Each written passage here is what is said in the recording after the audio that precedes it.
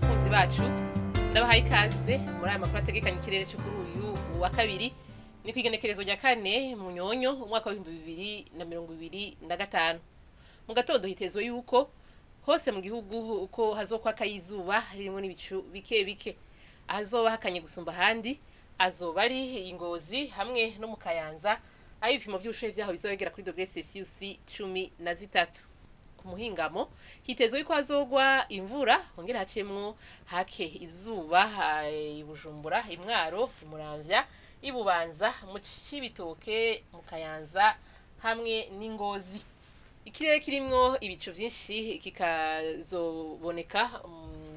Kirundo Imuyinga Ikaruzi Igitega mu Rumonge